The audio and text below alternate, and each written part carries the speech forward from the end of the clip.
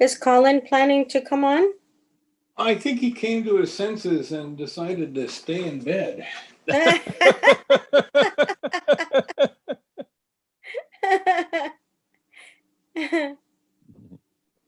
I did not. Hi, everybody. How you doing? Hi, Hello. Angela. Hi, Brian. Mug. Hello there. Hi. Hi, Michael. Nice to meet Hello. you. And hope everybody's doing all right. I'm a talker about these things. I'm just going to go ahead and jump in because dead air, and I have a problem with it. I don't know. One thing that when I will do like a little experience thing with people so that they can handle the deck and just see the range of images, and that it's not totally like you can say anything for any cards for anybody, is to have them look at the variety of images, just so they know, and they have a sense of the odds of cards coming up and things like that. And so the aces are a good example of that because they give a consistent design, but they also show a lot of variety. So if you look at the Ace of Wands, for example, and the Ace of Swords, both of them are grasped, which is very yang, for example. And one is grasping and you can see the front of the hand, and the other is grasping and you see the back of the hand. And so that's one similarity yet distinction between those two suits, for example. And then you have the Pentacles and the Cups below, which have the hand in a receptive, more of a yin kind of a position. And again, one from one angle and one from the other. So there's a lot of intentionality in this design in both. If you look at all of the cards except the Pentacles have some of these little, could be droplets or could be but they are Hebrew yod. There's significance to that I'm not aware of, but I know that that's what that is. And so anybody else can elucidate there. They're all coming out of the clouds and they're coming into these environments. And so, and the environments have oftentimes a pathway. So there's an Ace of Pentacles, there's a pathway, and there's a pathway of attainment, and those mountains in the distance usually mean further attainment needed. The ace has a kind of the Ace of Wands up on the top left, that castle in the distance. You have this mountainous Ace of Swords, austere kind of environment that you see in the King, a very austere, mountainous, dry, cold thing, versus the Cups, which is very watery and kind of still water, because you have the lotuses and things. It's not like it's the tumultuous sea or anything. So anyway, those are just some variety of symbolism that's brought in. The crown on the ace, and other people have other things, but those are just an example of the kind of care and design that's drawn into these cards in each of the suits, in each of the numbered cards, and of course in each of the majors. And here we're just looking at the aces as big, large cards, important cards of the minor arcana, the predecessor of our playing cards, the suits of our playing cards. What did it for me with the aces, what when I learned Kabbalistically oriented, that it was connected to the Sephirot or Sephira of Keter, because it's the start of something new. It hasn't taken form yet, but it is a potential. So I think it was easier to read them when you know that connection. I would jump in here, and before we, I'd like for us to talk about them each individually, but I chose this layout with the wands at the upper left and below them the pentacles. It's almost like heaven and earth, or the very subtle and the real as far as we know, because in a way the pentacles represent the five senses that bring us the news that we are in a body in the world, and everything that we experience from there. And then I put swords above the cups, because I have come this year particularly to the arrived at a very strong notion that the thinking mind, the swords are on a very solid foundation of turbulent water.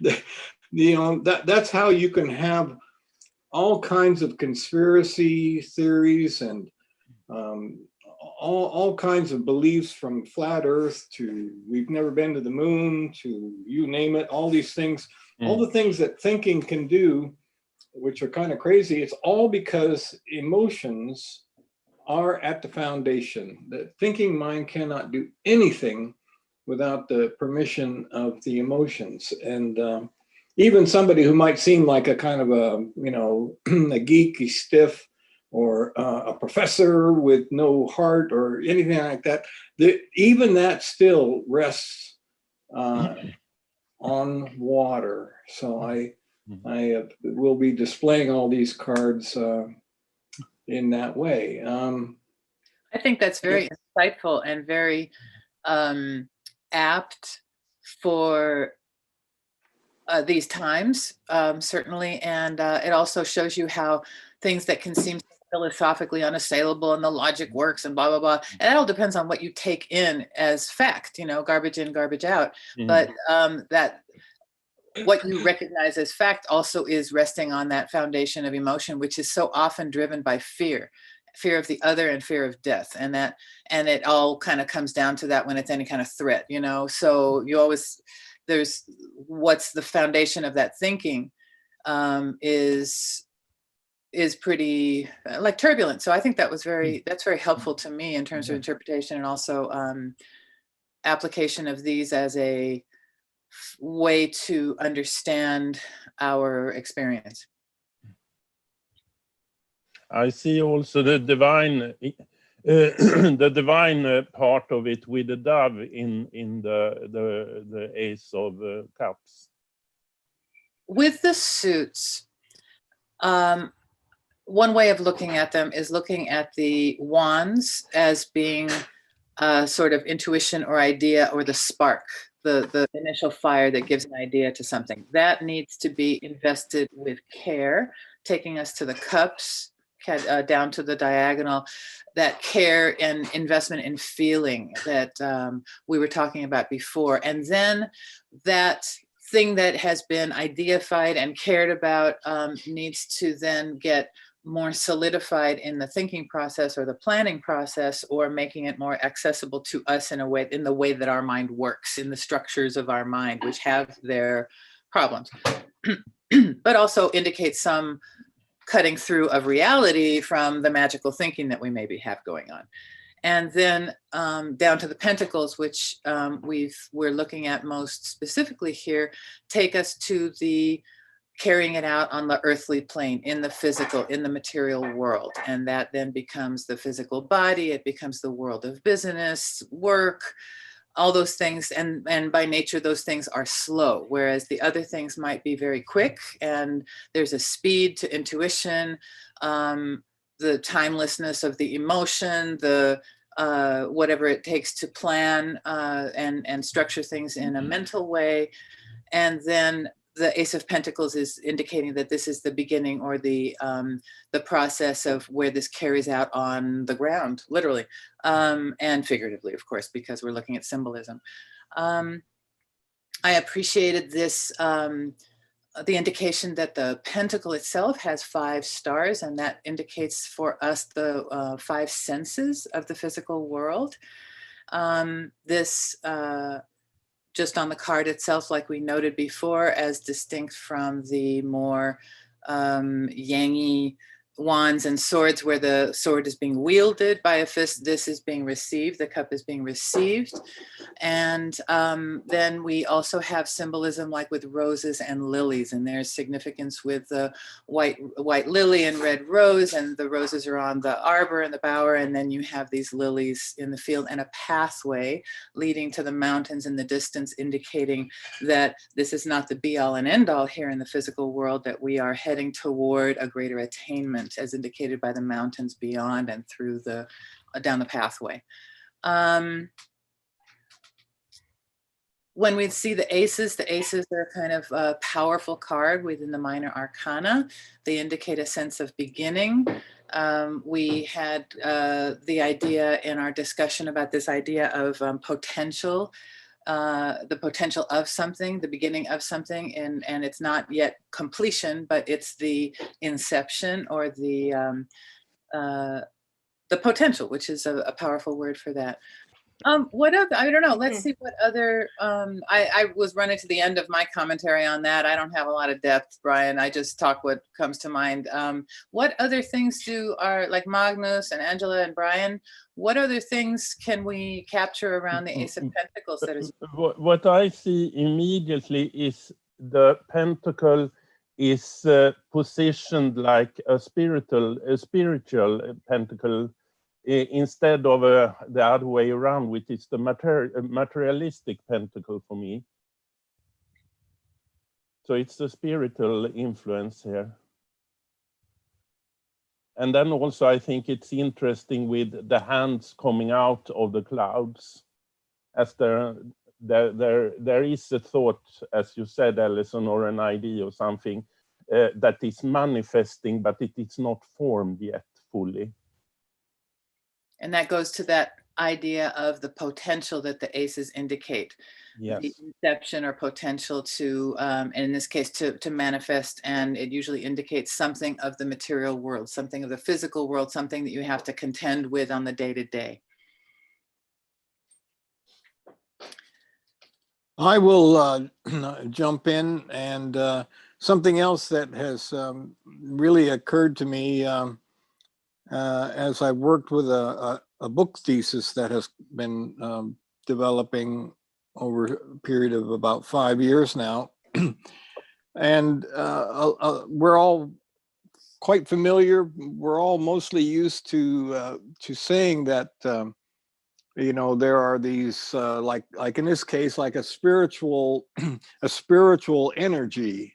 And they, all four of them, appear to be, let's say, coming from the spirit. But what I will say is that the energy all comes from our incarnate being. It is, I've come to see that all kinds of consciousness, which is not corporeal, which is always seeking corporality. And so when, with the Ace of Pentacles, then, for example, there is a universal stream of consciousness with that kind of Pentacles theme that is available for us to experience in our body, and that's really where the energy is. The energy is in our body, but the theme, the theme and impetus for it comes from a more universal source, and that's I just really am seeing that in the cards right now, putting those two things together, because I've been, you know, very much wanting to spend more time working on the book this year, and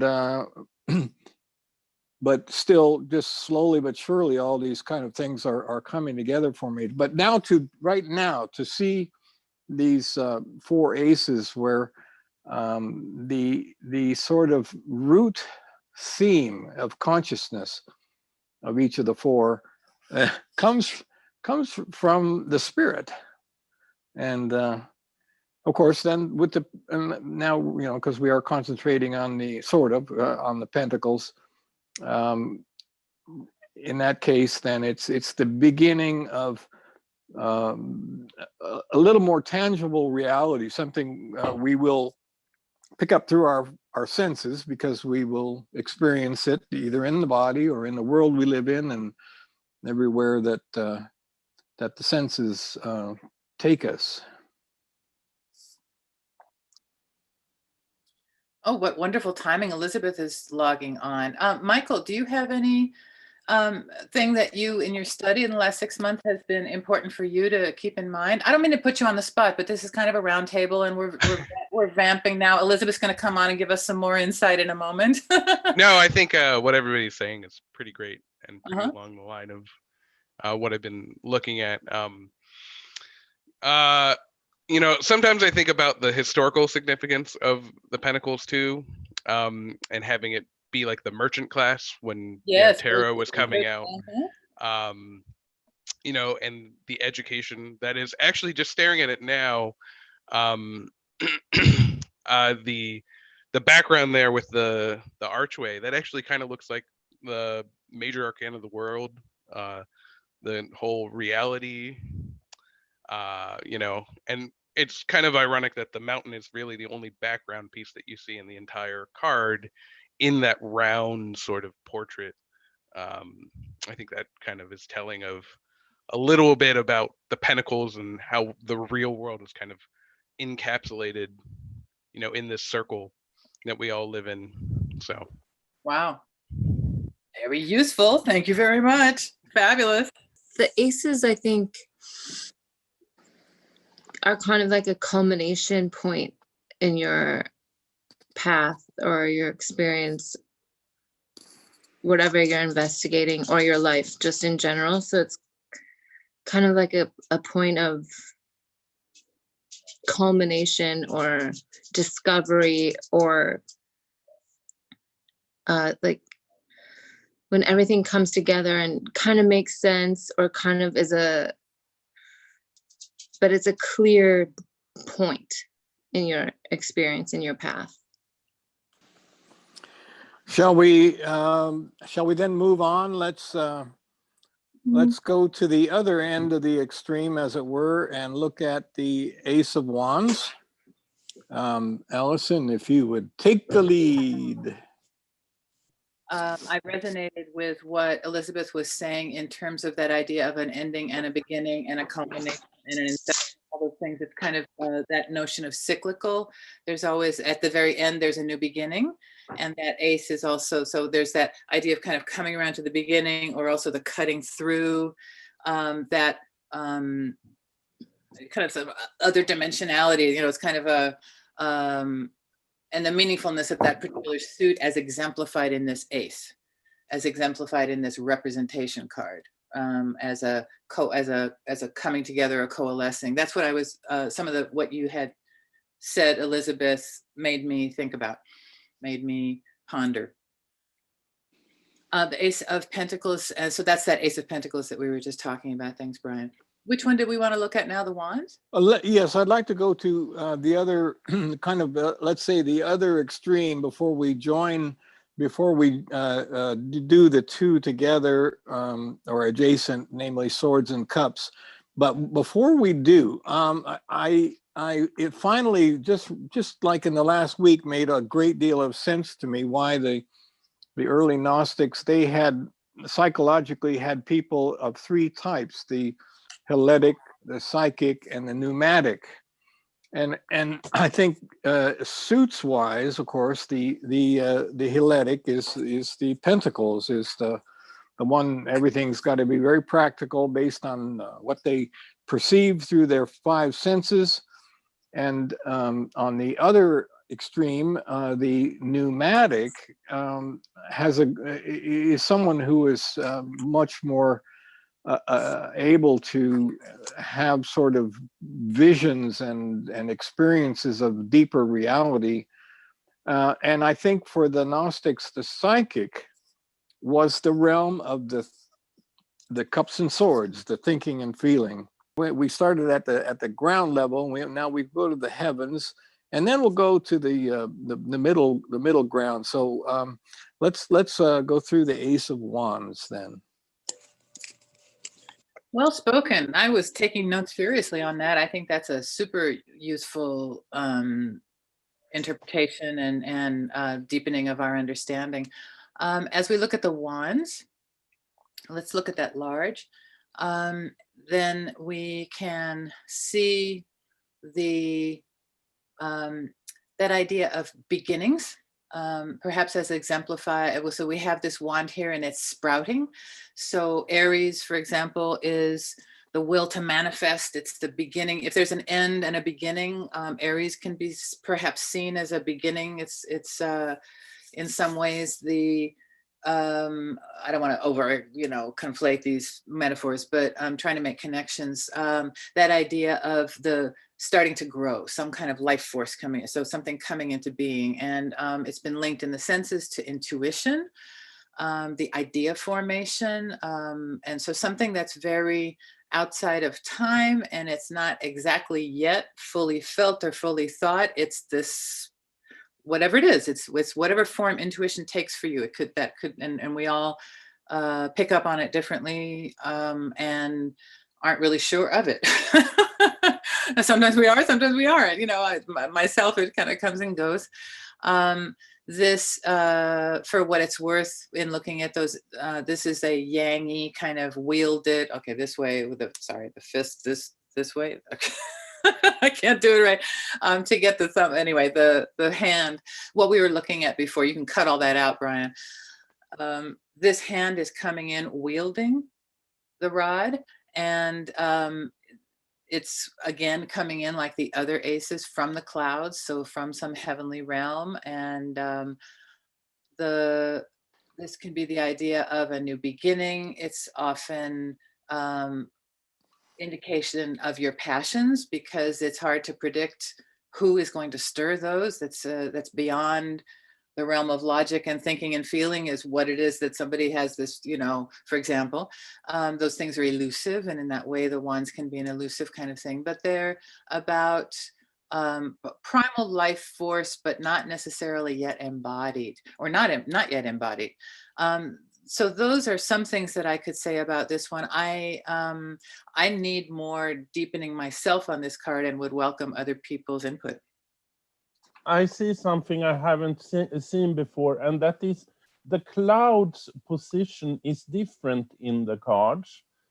Here you see the full cloud, but in the Ace of Pentacles you see not the start of the cloud, and not in the Ace of Cups either. But you see it in the Ace of Wands and Ace of Swords.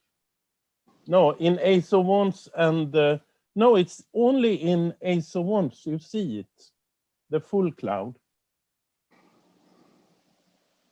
Cool. It's a very cute little cloud in all cases. Yes, it is. Well, something that I just noticed about all four aces is that they're all held by the right hand. So even though the hand is in different positions, it's the right hand. Which I would suppose in our cultural structures, the right hand is the correct hand, the left hand is the incorrect hand, or the sinistro in Italian, the sinister hand, the French, so the names even for us in English have associations of not as good as the right, the right hand of God, and so that's probably perhaps driving that image choice in the depiction.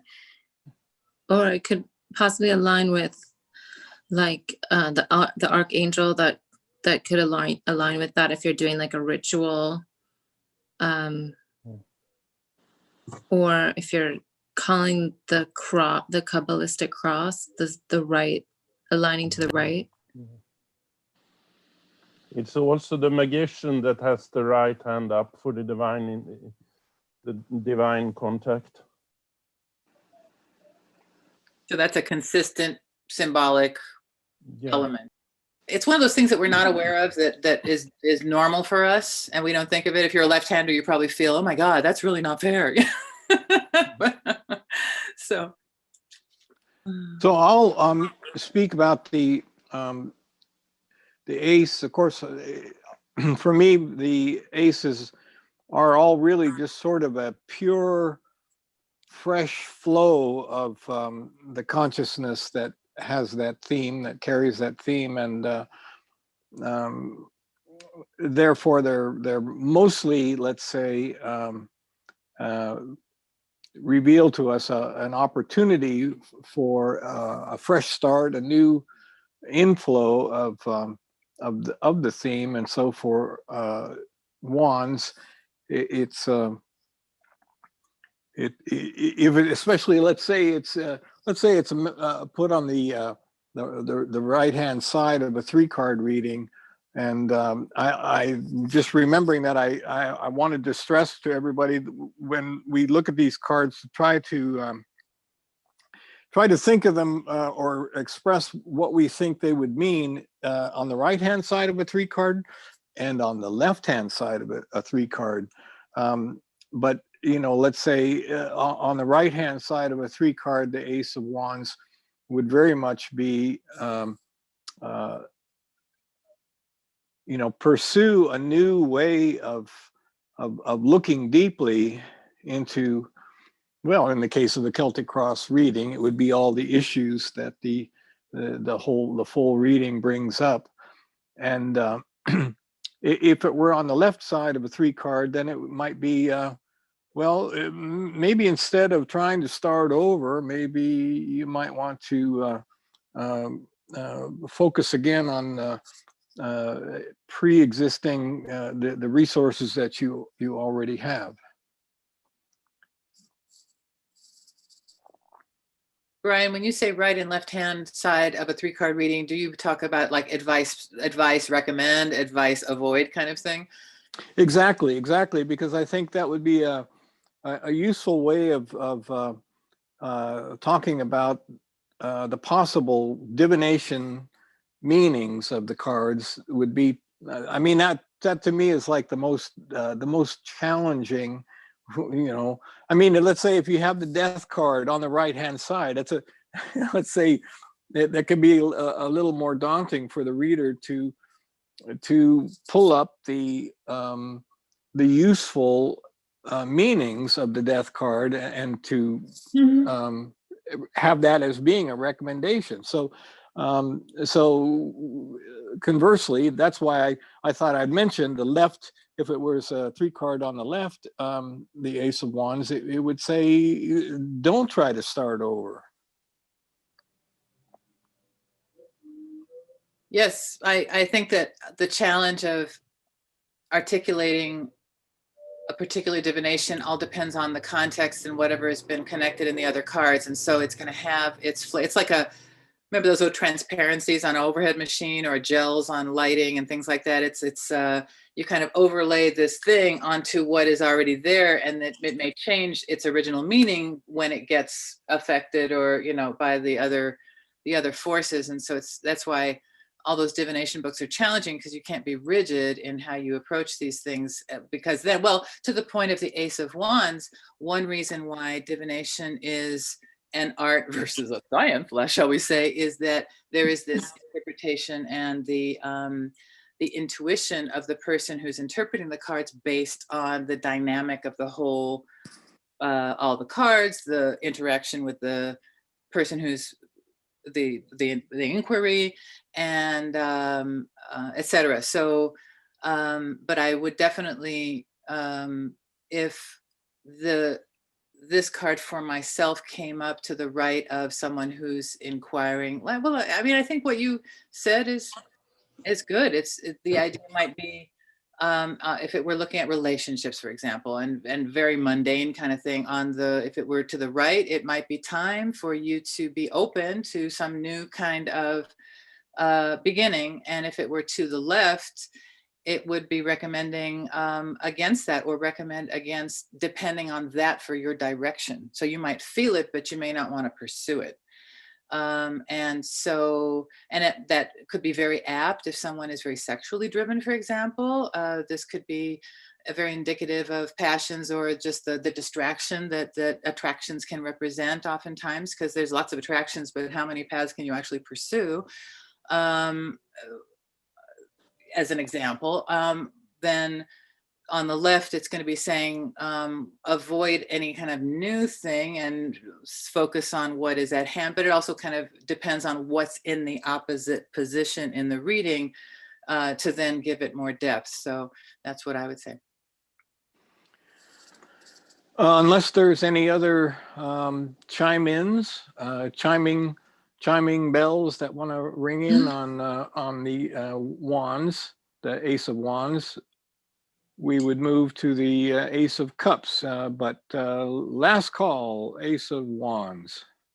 Well, I'd like to say that the wands, like the cups and the swords, also has like the falling letters or leaves.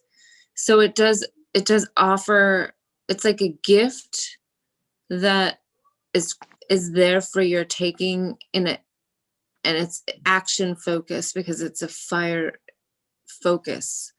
But there is a gift or an offering that is coming from the heavens. So even if you don't take the offer, it's still something to recognize and see that it's a gift or a clarity or a beginning of something or some kind of focal point.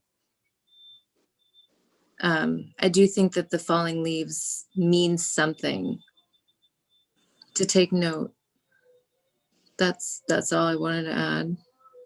I will add, now that we're adding, I'll chime and mention that even the Ace of Pentacles, there's a bit of a radiance. If you look at you'll see a bit of a radiance coming from the hand, and so to me that shows kind of a dynamic energy, and so I will volunteer that there's a dynamic. It's almost like fluttering about. They're whirling about in the air, not so we got a lot of raindrops moving around, and so it's a great deal of available possible dynamics. So shall we move on to the Ace of Cups? Allison, lead the way.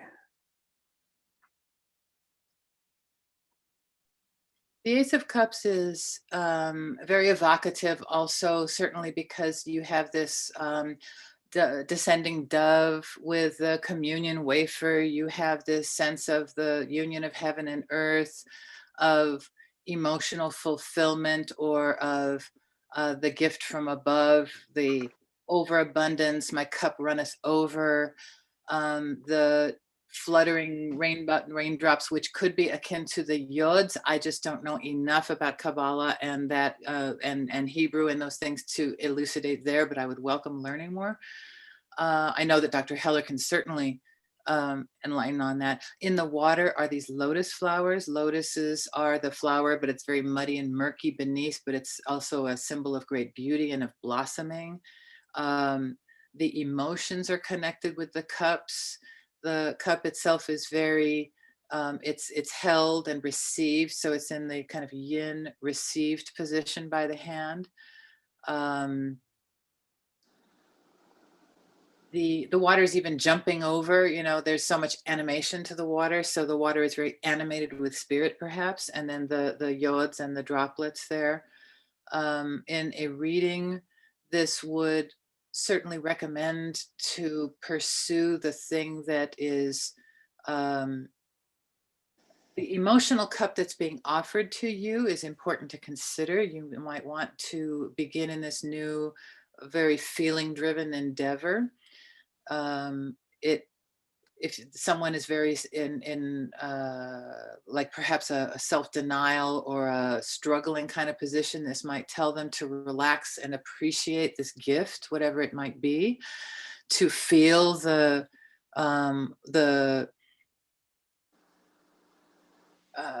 relief or care or healing that this thing might offer.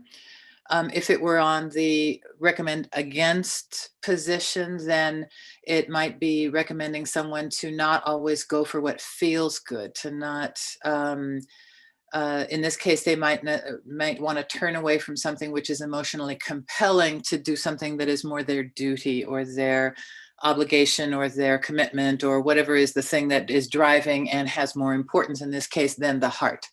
Or the perceived heart, because this could also, if it were reversed per se, that you could be someone who's like always dramatizing and and I'm not really good with reversals, so there's many more insightful ways to look at reversals and what that card might mean in such a case, blah blah blah.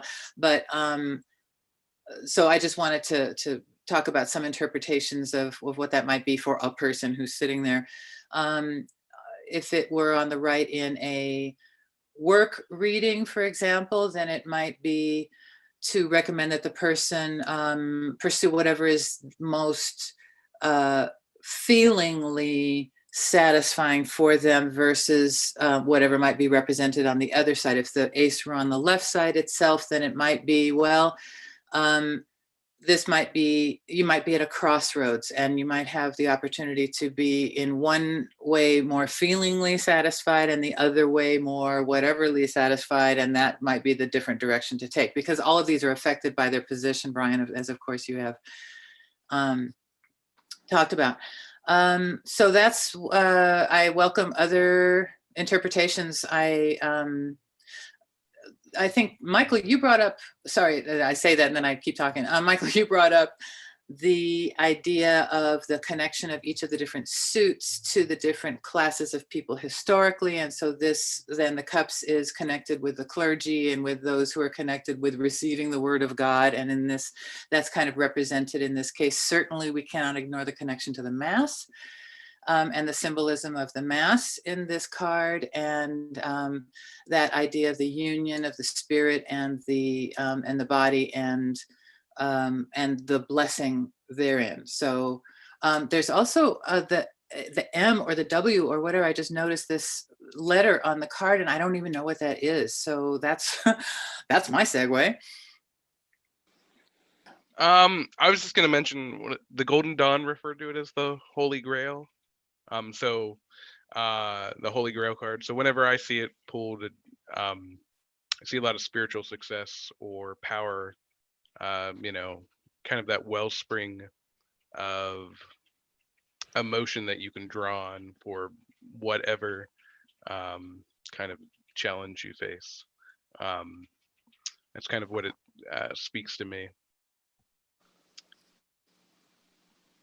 It's interesting that the dove is making the same symbol too as the W, which again, I can't really speak on too much of that, but very interesting. Magnus. Yes, I see the 5 streams there coming from the cups, the 4 element and the 5th element.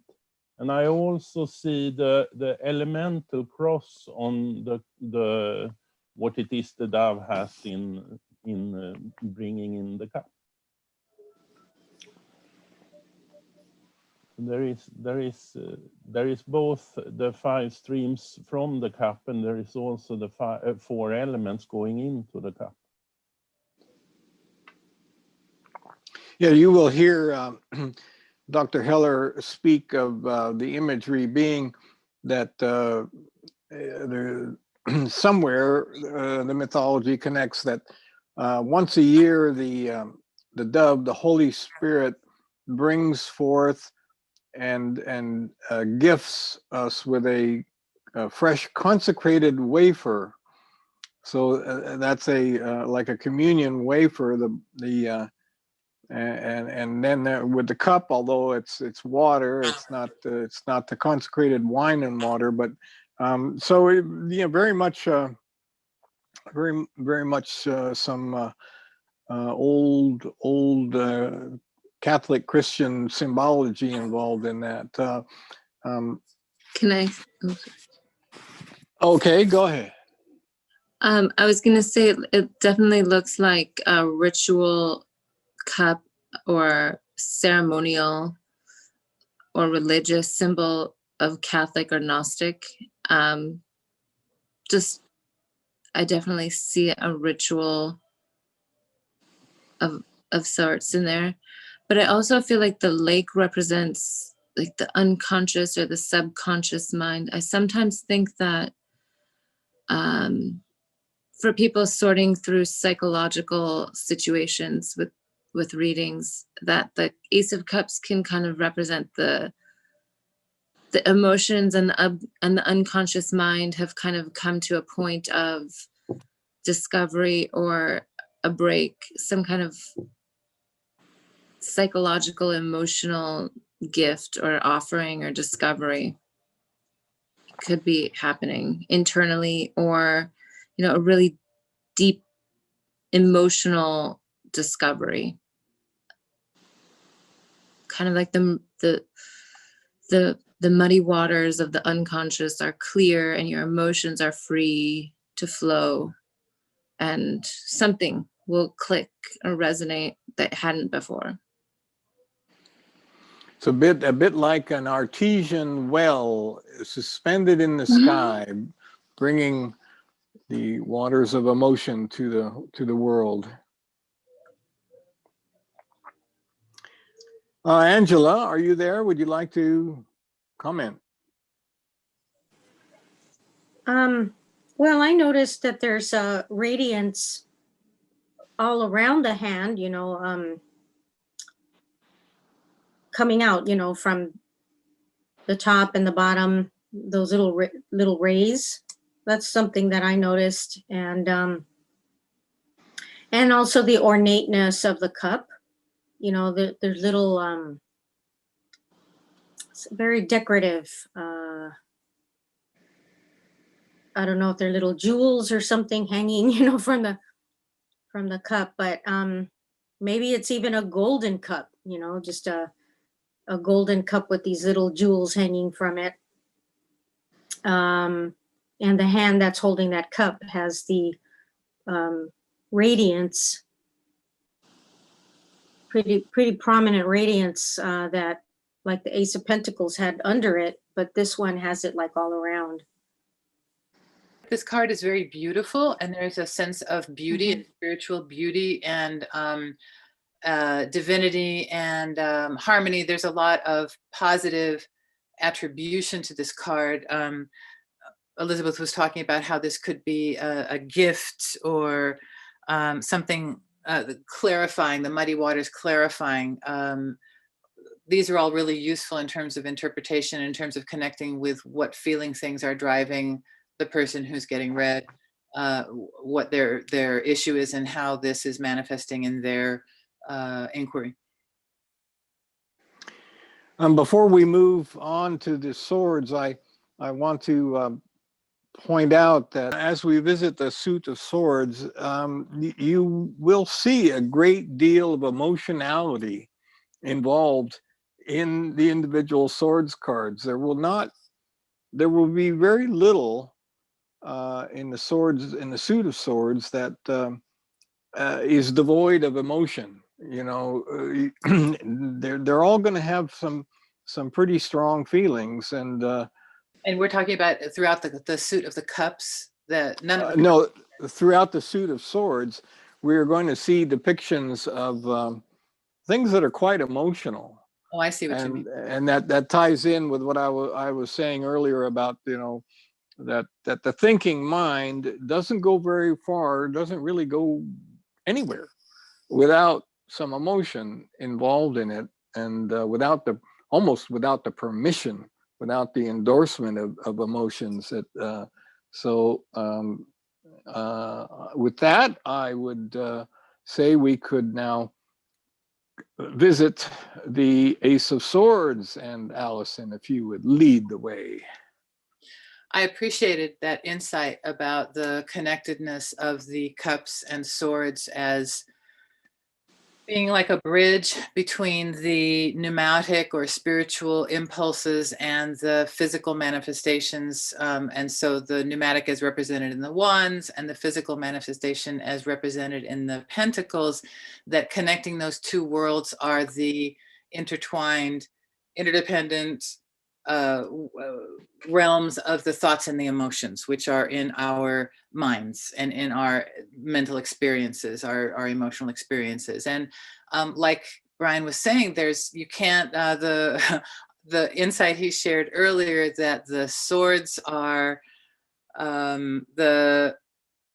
what was it? The solidity of your mental things on the solid foundation of a turbulent sea, you know, the solid foundation of your thinking on the foundation of a turbulent ocean or turbulent sea. So that's very apt. And it's also depicted in that King of Cups. So that King of Cups himself is on a solid foundation, but he is himself on that. And so maybe that's what you're talking about. So that informs that card for me a bit more. Very helpful. Looking at the Ace of Swords, we can see that this is another one of those kind of yang wielded elements. There is a crown at the top with two different kinds of plants represented. Those I'm sure have symbolism. I'm just not yet aware of those. But the crown being that this is the thing in our heads and the thing, and it is our, let's say, as it's our crowning achievement, and yet it is very flawed potentially by being so strong, and yet it can cut both ways. The sword can cut both ways. It can work for good, it can work for evil. It can be a weapon of justice, it can be a weapon of treachery. And so there is a lot to be considered in the suit of the swords as well as the suit of the cups, in terms of what we do in our minds and what drives us and what we think about things and how we carry our opinions and what drives our decision making. And so this is very much about decisions that are made, because those are the directions you take in your mind based on your emotions or whatever. But that's what's interpretation wise, if this card is coming in, then there is something that indicates a lot of power, perhaps a new beginning, certainly a predominance of force in the thinking aspect of whatever is the thing being considered, the inquiry. If it were coming in interpretation wise on the right side of as a recommendation, then I think the recommendation would be to proceed, to make a decision. If this person is indecisive, then this would certainly be recommending them to take a more decisive direction. If they have been perhaps operating without a lot of information, then this might be recommending that they need to get themselves informed. Otherwise, that some kind of truth is upon them that they need to really open their eyes to. This idea of some kind of big truth or big mental thing, or the plans, the structures of the mind are the emphasis in the swords to me. If this was on the left side, for example, is being recommended against, then I would say that the recommendation is not to proceed, that there is perhaps an over hastiness in the decision, or a unilateralness. There's a not taking into account other points of view that's driving this. That might be, you don't want to recommend the person to operate without getting information from other people. They may be too one-sided in the way they're thinking about this. They may need to open themselves up to other points of view. They may be saying, don't do it. It might really be saying, don't do it. If the whole point of a reading is, should I do this, and it's on the left, then I think the indication would be, let's not move on that yet. So those are some things that come to mind with the Ace of Swords for me. Okay, and I very much enjoyed that.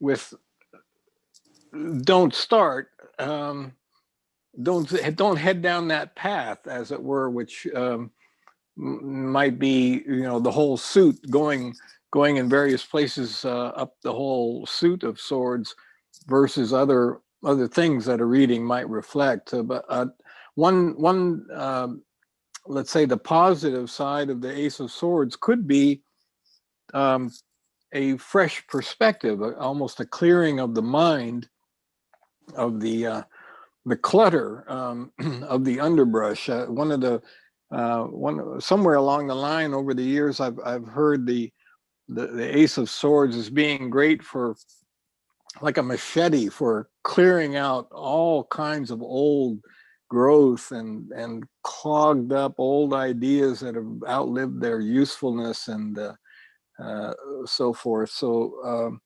that's a kind of a fun old analogy to look at. And obviously it is an opportunity. Let's say on a 3 card on the right, it would be an opportunity to take a fresh start and really do try to clear out some of the less useful thinking dilemmas that we have gotten into. And the Suit of Swords is absolutely chock full of thinking dilemmas. And so this is a fun view. Magnus? Yes, I see something I haven't seen before, and that is, Kabbalistically speaking, I see the sword as the middle pillar, a hidence of the middle pillar, because the little circle at the end of the sword is Malkuth, and the crown is Keter, the two Sephiras. And what you also said, Elizabeth, the aces is both the beginning and the end. And I was thinking, I know this peculiar saying that Keter is in the Sephira of Malkuth as the Sephira of Malkuth is in Keter.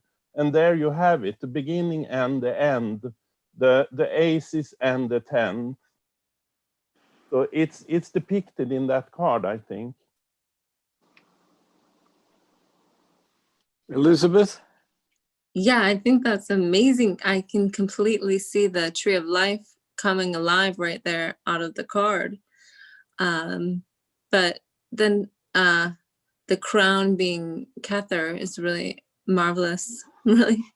Yeah, wonderful. Mm-hmm. Yeah, I like the even Chokma Mbina with there's actual fruit on the left, which is the female element, where the masculine element's more on the right.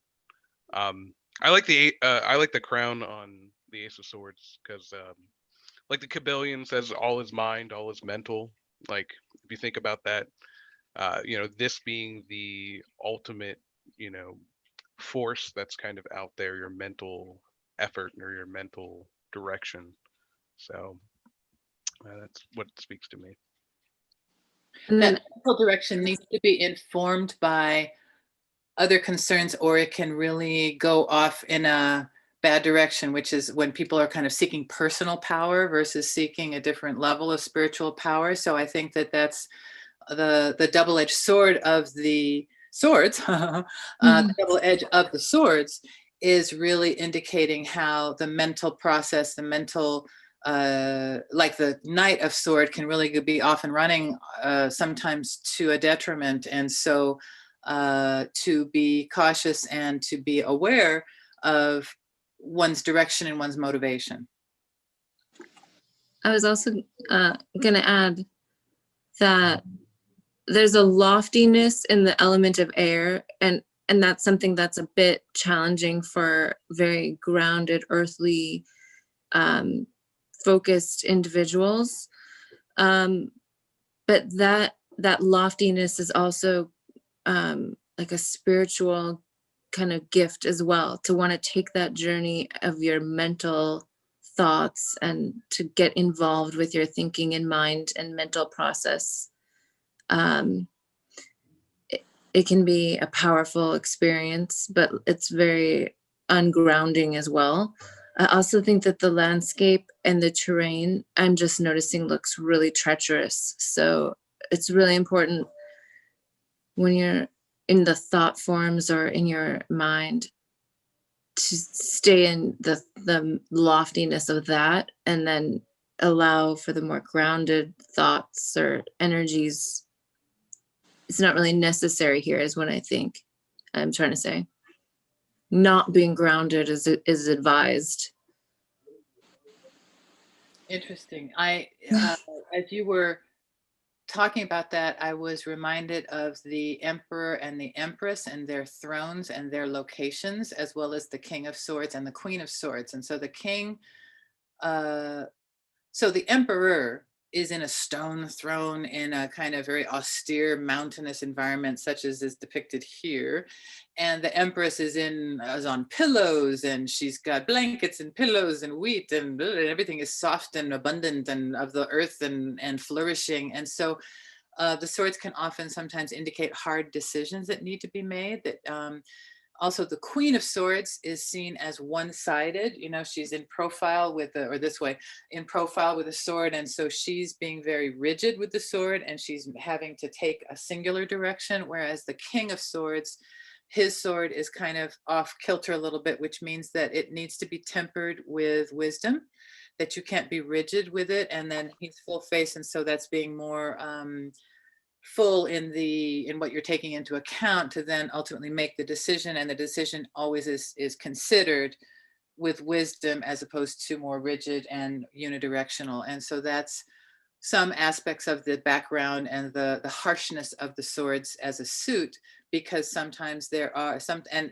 the situations that are depicted throughout the suit.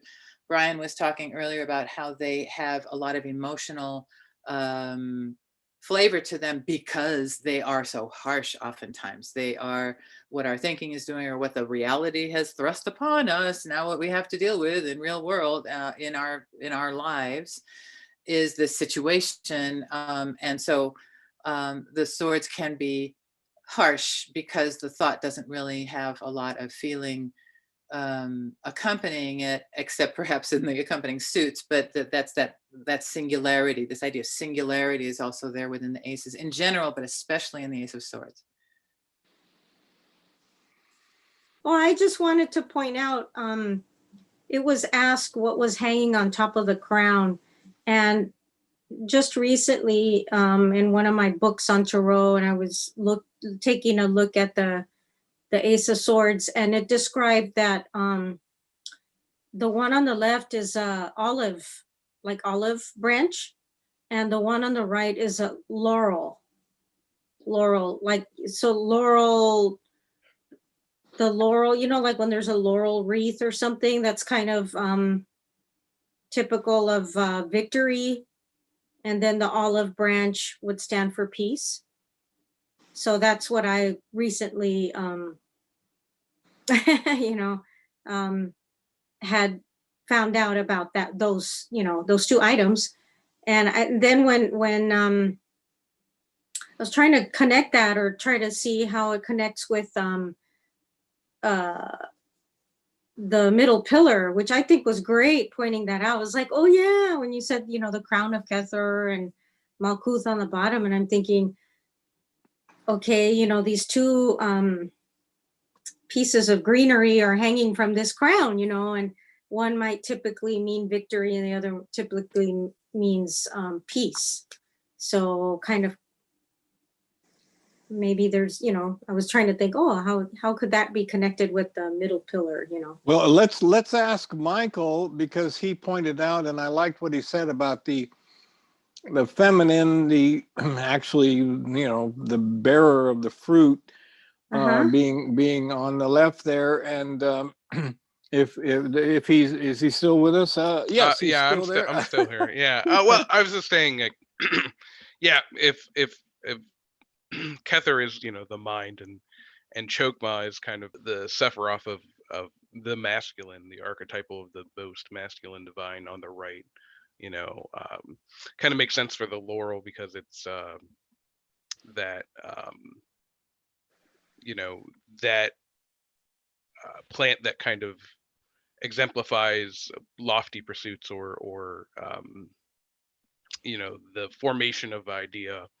And on the left with the olive, you've got feminine, and obviously with olive you have the oil that it creates, or it has that it is a very like life-giving plant, especially if we might take the Italian origins of tarot into consideration, that being very important for the Romans, Italians, and the Greeks. So yeah, that connecting with Baina, that mother, that earth, that divine feminine, and that life-giving essence. Yeah, thank you. Splendid. And to talk about the Romans, tonight being the feast of, tomorrow being the feast of Saturnalia. Ah. The Roman feast. I appreciate that. And then I was thinking also of the idea of severity and mercy, but they are flipped in position from what I would have anticipated, perhaps based on Bina and Hokmah. But then it kind of conforms to what I was saying before in terms of the King of Swords. If that is the wisdom, if the severity, or if the decision making is tempered by wisdom, then that would kind of accord down that pillar of victory side. And certainly within the feminine and the maternal thing. You go back to like Robert Bly says that all children know a witch very intimately because they've seen it in their mother's face. Women are fully capable of being quite severe. And especially when pressed by children and other stressful situations. Anyway, that's just I'm just kind of making connections to the traditional attributes of masculinity and femininity, and how it's always surprising, and I so appreciate this interaction, I must say, of so many intelligent and thoughtful people sharing ideas. It's very much a wonderful learning experience for me. So thank you, everybody. I appreciate this. Yeah, me too. It's re-enlivening Me too. my appreciation for tarot and my interaction with it, because I'd kind of left it aside for quite a long time. Mhm. I certainly want to say that I had no idea that this much wonderful material would come just out of the aces, because they're quite, monolithic, or one kind of image, but then their diversity and complexity sure jumped out at us tonight, and I'm so much looking forward to going through all the cards. I know I can tell you that there's a number of cards that I rarely see them in readings that I do, and it's a good thing, because I really don't have much connection with them, but I have a feeling in the course of doing this that we're going to be able to enjoy quite a bit of new insights for everybody on this process. And so before the night is over, maybe we ought to actually do a reading. I'm going to be bold and suggest that if Michael is game to receive a reading, that would Magnus be willing to shuffle some cards, or yes, that's okay. You have your deck handy. You came without your. I have my deck handy here. Okay. And Michael, are you willing to be victimized in this way publicly? All of your dirty laundry hung up for everyone to see. Certainly. Open book. I'm an open book, so sure. Okay, Michael, what's going to happen is that Magnus is shuffling his cards, and you're going to use your intuition to tell him when to stop. All right. Let me know, Magnus, when you're shuffling. I'm shuffling. All right. Go ahead, stop. Go ahead and stop. Thank you. And for the significator, do you want the king or do you want the knight? King sounds great. King sounds great. Then we see which king come up. It's the King of Cups that is the first. Oh, okay. And then we should see the next card is the Wheel of Fortune. And the crossing card is the 10 of Cups. And the distant past is the Knight of Pentacles. And the recent past is the Queen of Swords. And the recent future is the Ace of Pentacles. And the distant future is the Queen of Pentacles. And the personal unconscious is the Star. And the house is the Judgment. And the conscious card is the 3 of Cups.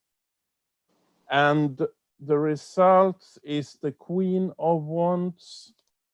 And the card to the left is the 4 of Swords. And the card to the right is the Knight of Pentacles. There you have it. We will see. This is. Do we have two Knight of Pentacles?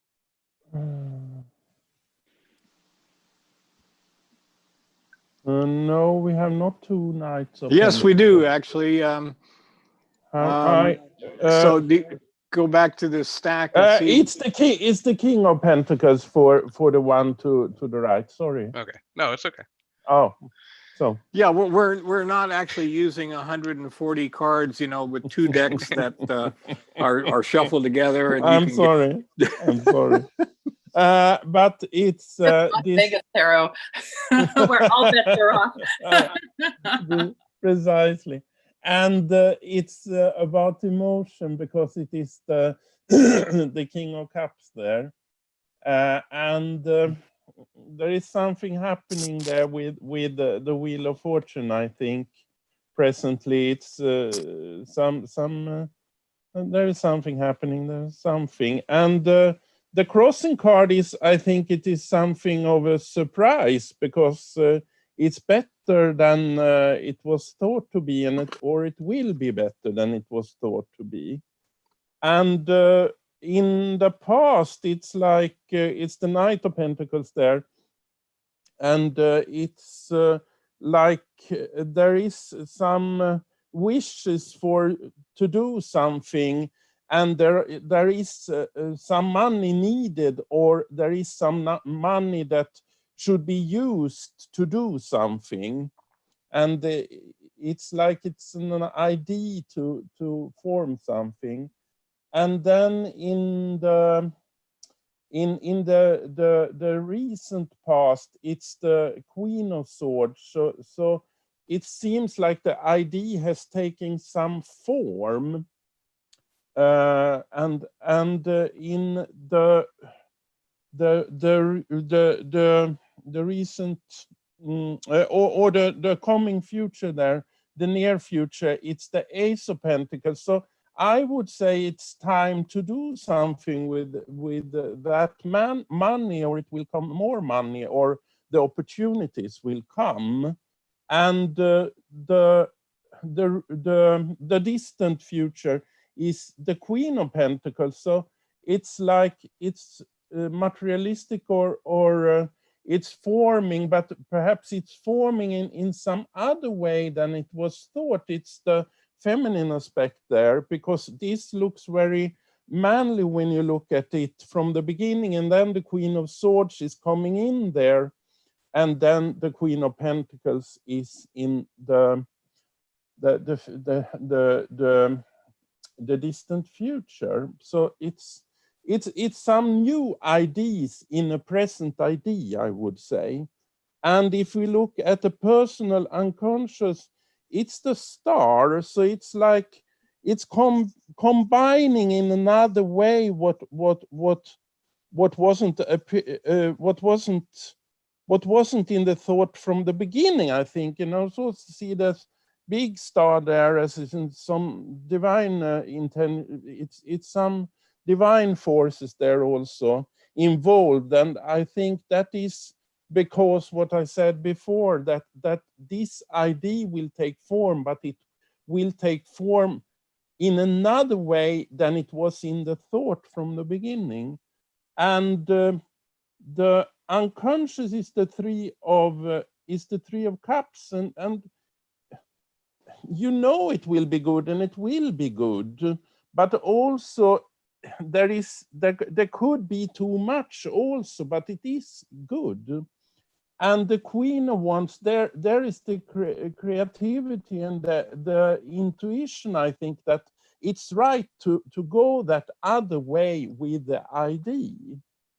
And the card to the left there is, I think it's telling that you shouldn't rest no more on this thought. You should go to action, and which also the King of Pentacles is telling.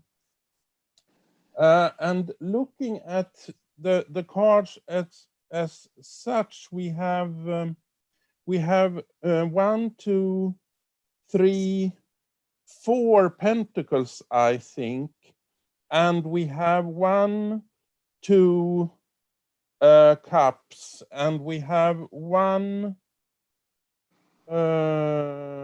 2 swords, and we have 1 wand, and we have for the Major Arcana we have 1, 2. That's 2, 3 cards, I think, if I count right here. So it's it's like, to conclude it, it's like there is an idea there, and there is money, and I think you have some money or some power to do this idea, but it will take another form, and that is also good, because it will be more feminine intention in that idea, I would say. I think I stopped there, and but I haven't looked at the judgment in the house yet, and that is also some form of calling there, that you should do something, and it is some sort of spirit influence there that is also, I think, mirrored in the star for the personal unconscious. But I think I let other comments now also. Everybody is speechless. Great reading. but- This is the excruciating wait time because, and I'm always willing to talk. That's perfect, So, Alison. you know, the empty space must be filled here. Yes. So please pardon me. I first I wanted props, all hail Magnus, because I think that the Thank reading you. was quite insightful, and everything that that he has shared tonight has been super insightful. The way I read, Michael, and everybody, just so you know, I just kind of I need to tell the whole story a little bit just to get a thread, and it may, if it differs, it's additional, because any reading is an interpretation, and you want to consider them all, because this is your reading, and you also will be bringing your own insight into it. So hopefully you're doing a screenshot or whatever, so that you can contemplate this as things move forward, because this is just a snapshot in time, isn't it? So you as the significator came up as the king, and we pulled the king as a significator. So what we're dealing with is just what Brian actually opened this evening with, which is the idea that our thoughts rest on a solid foundation of the emotions, and that's kind of or the solid foundation of a turbulent sea. And that's kind of what we're seeing in this card here, is that you have a solid kind of handle on your emotions and your feeling, and yet I believe that you are able to be flexible, and also there's a certain amount of remove that you're able to do, for better for worse, that means that you're able to, you may not be a true believer per se, and so you're always kind of considering, you know, how this relates to you. The words come to me, and I don't, it's just something I talk about. It varies from person to person, and that's part of my kind of intuitional process, just so you know. That is not what you should lock down on as a meaning for this card, but sometimes the person that king can be like the psychiatrist who is having a relationship with a client. You know, it might be a real relationship, but it's kind of an ethical breach, but he's doing it as he's subject to his own rules, and aren't we all ultimately? So that's the one's own process. You are at this wheel of fortune, so this whole new situation is evolving, and it's perhaps developing in directions you had anticipated or hoped for, but there's a lot of possibility in this current time, and also a lot of feeling of satisfaction. So that's a lovely place to be. Why not? It rests on a past foundation of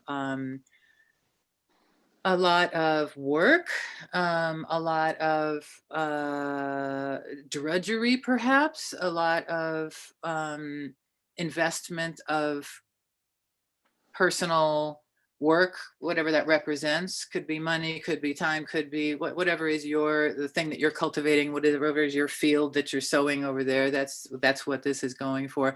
And look at the progression of pentacles in this, just as a pattern in this reading. We've got the knight, the queen, the king is the recommendation, the ace is coming up. So there's a lot of pentacles involvement in whatever this question is. So it's occupying your time, it's a work thing, it's an investment, it's a business, it's something you're doing in the real world. Could be a relationship as well, because that's what you're really, that's your thing, if this is a relationship. So is there any way that you want to guide this reading? Would you like to see this reading cast over a particular issue, or do you want us just to work kind of blind? It's okay. Either way. No, I didn't really have a specific question or a specific Mhm. thought in mind. Okay. Like I said, I'm gaining a lot of insight from everything, so Wonderful. it's all been wonderful. Thank you.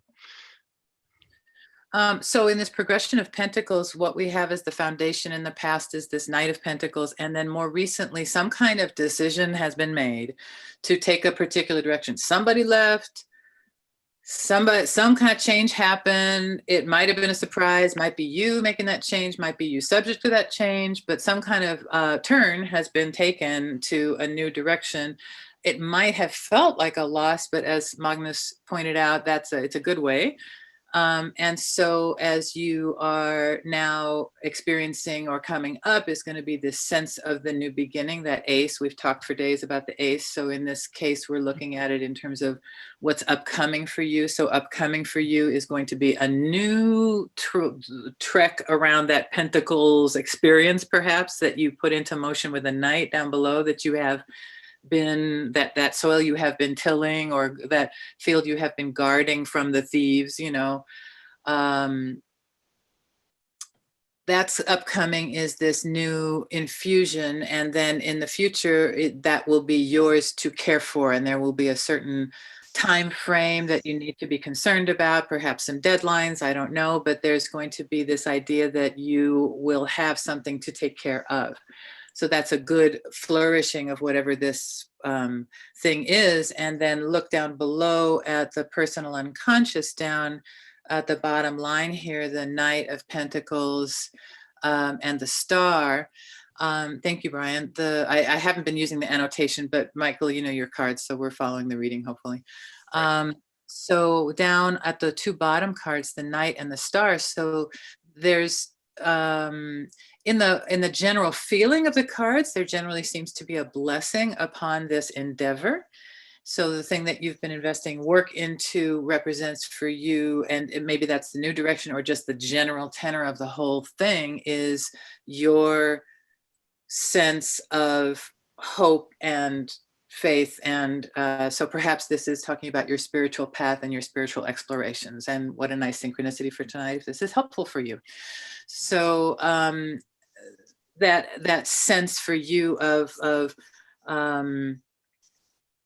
a new inspiration, a new sense of, oh wow, a new she's also naked, so there's also this unveiling of something very natural. And then around, so what this represents around you perhaps represents a shakeup of organizations you belong to, faiths you have espoused, things you have talked about, all those mental structures that are represented within these tombs is being called by the higher powers, which is around. So that's in your household. Okay, so your household, what's around you right now is this wake-up call, and you're being asked to come out of your old structures and respond to this wake-up call. And the flag on it is even. So the heaven and earth are equally represented. There's a lot of blessing upon this, and there really is no choice. And so, and for you, this is all happy days. So this might be a very big, wonderful feeling of upwelling and joy, and maybe you're sharing it with people. That might be something that that gives you a sense of fellowship or something like that. And that's wonderful. And why not? And let's raise a glass, and it's great. And this is also connected perhaps to that feminine energy, also the Star and that Queen of Swords, and the ladies here dancing around. All of them bring a lot of feminine blessing upon this reading. And then our culmination card here is you are, in your intuition and in your dealings and in your doings, are fully capable of managing all of these different realities. And why not? So you are able to define yourself the way you want to define yourself. As related to that King card before, why I was riffing on that, I did not know. One of the, when I was talking about this, the ethical, everybody's personal ethics Mhm. So then with the Queen of Wands, she's another one that makes her own set of rules. And it is very dynamic. And she has all these fiery symbols are there in her card. The Queen of Wands here has the sunflower. She's got the salamanders. The Wands has that connection with fire and with intuition and things like that. So, so there's the idea of it's earth. Oh, and then there's two different landscapes here. And so she's managing two different worlds. There was a kind of deserty landscape on one side and a more kind of sloping hills thing going on the other side. And that's the first time I've noticed that. And so she too manages multiple realms. She like some of them have the staff and the orb. She's got the staff of the intuition, and her orb is the flower, and the sunflower is so very symbolic and productive, and like the olive is also a health life-giving plant. So why not? You are, it seems like this is all a good thing for you. It recommends that you that you recognize both the blessing of this abundance and the responsibility of this abundance, and to make sure that you administer it well. As we look at this throne, we were talking about thrones earlier. This throne is both cushy and hard. There's even some, I don't know, there's some curvature around that. The bull, Taurus the bull, is represented there. That's possession and abundance and material things. The key words in Taurus are I have. So perhaps some real material blessing has come. Perhaps there's some kind of inheritance or a payoff or a settlement or I don't know what, or some kind of thing or perhaps it's coming. Maybe it's a job, there are things that need to be managed. And with that management will provide abundance. And it's definitely recommending that you not meditate on it, that you not resist it, that you not wait too long, that you not get paralyzed by the decision making if there is a decision to be had. I think that this is the time to really deal with fruition. Nice. Thank you. Thank you. Yeah, there's a lot of ways that could work in my life currently. So, well, that's the thing with tarot also. Yeah. It's the overlay, right? And so here's this overlay, Right. and how does it manifest in this aspect of your life, and how does it influence that aspect of your life, and how might it look in this, so, and it's all of us have to make meaning of our lives. And so this is hopefully helpful to make meaning of what all that is. And then you are with the conundrum of who's making what reality and Right. Back to the larger one, Mm-hmm. I would like to hear a little bit more about this very interesting combination of these two cards. I'm going to try to draw my circle a little nicer to envelop them, because one of them is a completion and the other one is a dynamic, the wheel of fortune. It's spinning. It's like the roulette wheel, and except that we got to reach in and grab when the moment's right. Whereas, with the 10 of cups, it's very much come to completion. So for me, these are the two dynamics, because in a tarot reading in the Celtic Cross, we're talking about things. Let's talk about things that are current, and very much the personal consciousness and the world we're in are current events, along with the dynamic cards covering and crossing. And each of those pairs that I have encircled has a very interesting very interesting set of opposites. And the only other thing I would like to note is that, it's very interesting. The Queen of Wands in the best possible outcome And we've got the two other queens. We've got your Queen of Pentacles. I don't know that we've sufficiently covered just how significant it is to have 3 out of 4 queens present in the same reading, but I certainly, my eyeball just goes, whoa, look at that. And they represent the other suits from the suit that came up for his significator, which is very kind of traditional gender driven in terms of how we do the readings. And so you can consider that, if you will.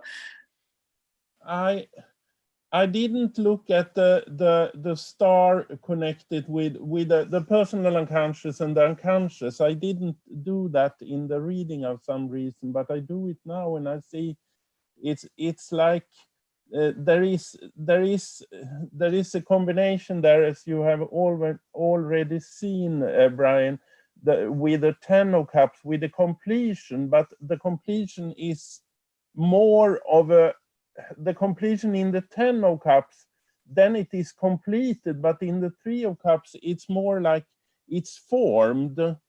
I placed that in Bainado in the Sephira. So that's, and also in the personal unconscious, there is. I also looked at, when I saw it and discovered I hadn't talked about it. I saw the star is emptying the water, but the 3 of Cups is having the water in the cups.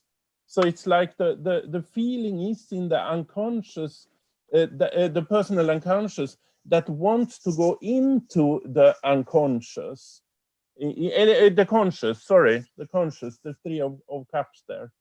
So it's some connection there. I think that it's formed inside of the personal unconscious, but it will be used in the conscious with the 3 of Cups. And I appreciate your insight, Magnus. I was connecting the possible 10 of Cups being the completion of the cycle, as connected to the Queen of Swords, perhaps being now moving on to a new thing. If this were a relationship, perhaps it's the end of a really nice thing, moving on to, but it has come to its end and a lot has been invested into it. And now we begin a new cycle. Yeah. So that would then be, then the 3 is more naturally part of that evolution or that cyclical process, cyclical travel through the cups, so to speak, in this new process. And the Queen of Wands may have had many cycles of relationship, or she may have many simultaneous relationships. I don't know. It really, she defines it for herself.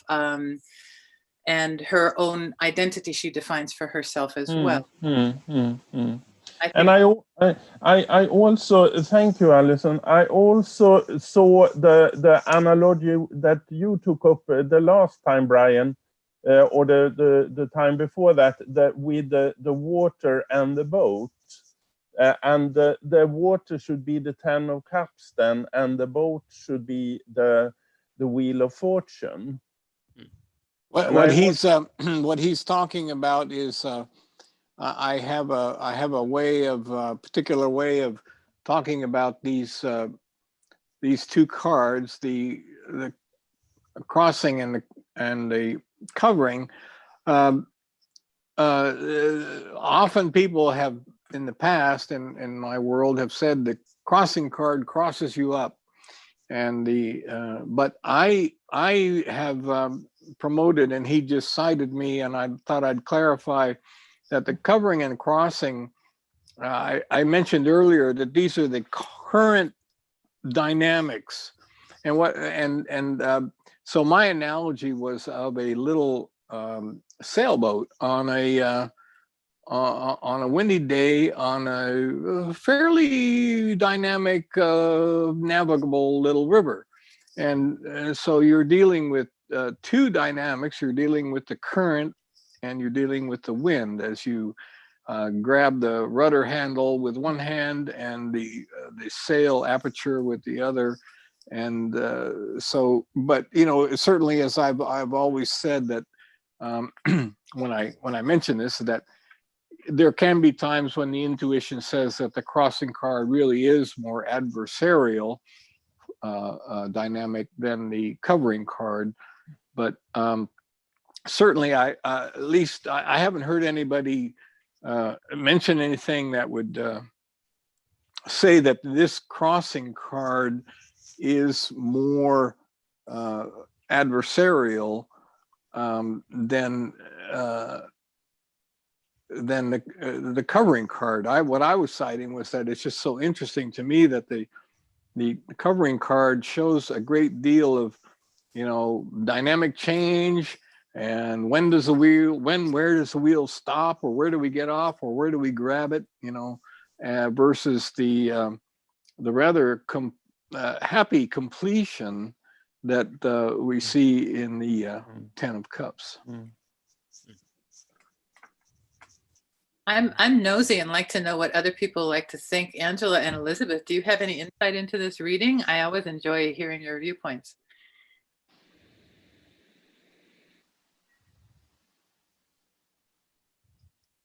Not to put pressure or anything. I guess I'm curious if now more about Michael that I've been listening.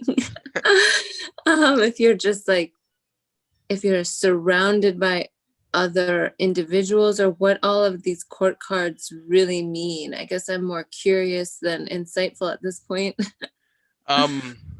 Yeah, well, that's what we all want to know, Michael. Come on.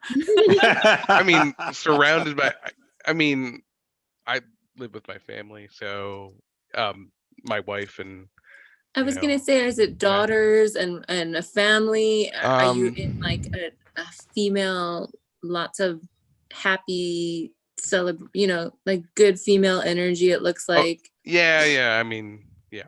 So obviously my wife, and then I have a good female friend. She doesn't live here, but a lot of good female friends, female role models. So kind of fitting with all of that. I don't know if I specifically, I know that the court cards can sometimes stand for someone significant in your life. I really haven't nailed that really down in my life, except for the King of Pentacles, which is pulled up quite often, which is kind of interesting as it's near the end there. But yeah, so I have a stepson who's who's 16, and then I have a daughter who is about 1.5. So yeah, that's family. So there's some household dynamics. Yeah. But no, I mean, oh, go ahead. I'm sorry. It just looks like there's a lot of celebration and good energy, and like there's not much room in your world for negativity. It looks like you have a really good grasp on good energy and good vibration, and just like good cheer, good joy, good love. And like, that's what I'm seeing. Beautiful energy around you, driven by all of these lovely universes around you in the world of like your family members.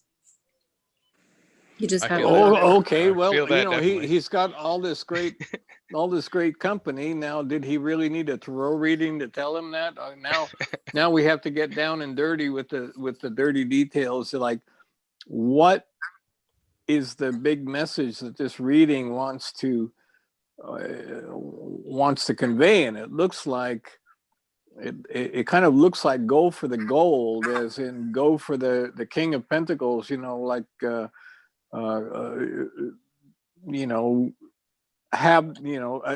aim for that highest goal that appears. I think the reading wants to tell you that you can't aim too high, and the don't to take this approach card, the one on the right with the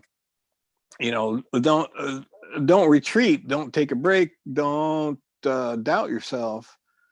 And to resonate, I was going to concur with Brian's recommendation, just that it seems to be that whatever direction that might be a very novel direction you ultimately take in integrating all of these things that we're talking about, or whatever are these influences that are very indeed, like Elizabeth was saying, very beautiful, that it looks like you need to stay very grounded in terms of your responsibilities and the maintenance of the fruitful estate, so to speak, rather than retreating into a meditation.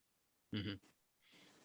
Even though this might be a spiritual awakening, you still have this earthly responsibility to attend to ensure the health of the kingdom. And you can't, at this point, take the kind of severe retreat that would immobilize you in your relationship to these other dynamics, which are very nice dynamics. So, Well, I don't know if it's getting close to time to close.